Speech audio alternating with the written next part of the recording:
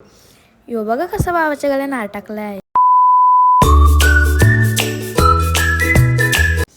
Hello everyone, तर माझे नवीन ब्लॉगमध्ये आणि चॅनलमध्ये तुमचं स्वागत आहे.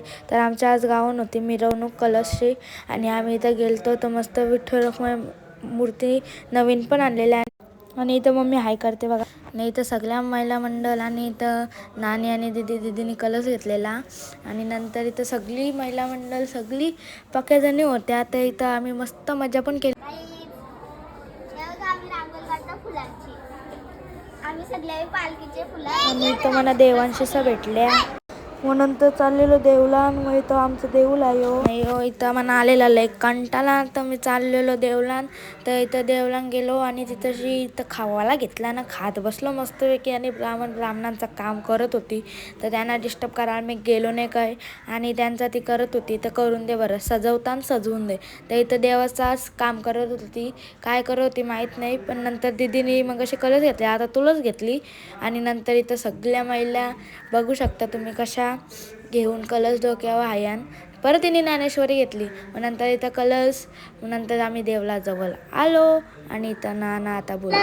ओल्या गावात काय आहे साजरा आज आपल्या ओल्या गावामध्ये विठू माऊलीचा प्राण प्रतिष्ठान सोहळा आजपासून सुरू होत आहे.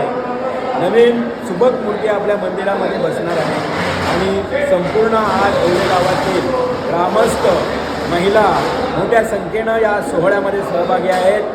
विठू माऊलीच्या चरणी आपण प्रार्थना करूया की आमच्या या ओले गावाला सुखाशी समृद्धीशी ठेवू. रामकृष्ण हरी. कसा वाटला नानाचा भाषण. मी इथं खिडकीन बसलेलो आणि या पहिलेच पंक्तीला जेवायला बसलेला आणि हसत होत्या, व्हिडिओ करायला लागलो. तर इथं मस्त आता जेवणार होतो आणि इथं वरण भात आणि भाजी होती. जेवायला सगळ्यांनी आणि जेवलो. तर मस्त इथंशी विठ्ठल रखुमाईच्या मूर्त्या, कलश आणि सगळ्यांच्या तुळस आणि कलश सगळ्यांचं जमा करून तिथं ठेवलेलं. कारण की देवाचे आंघोळ करायचे होते दुसऱ्या दिवशी तेच पाण्यात, म्हणून तिथंशी सगळ्यांचं जमा करून ठेवलेलं. आणि आता आम्ही चाललेलो घरी आणि आता आम्ही पोचणार आहोत आमच्या घराजवळ आलेलो आणि मस्त आता घरी आलो. आणि आता मम्मीला बरं मस्त रांगोळी काढलीशी तशी दरवाजाजवळ. तर मम्मीच बोलतं हां बोलतं आवरी नको घेऊ बोलतं रांगोळी. तर आता आम्ही घरात आलोय आणि आता मला दुसरा ब्लॉग बनवायला लागेल. कारण की अजून मी शिवजयंतीजवळ पाय पडायला नाही गेलो.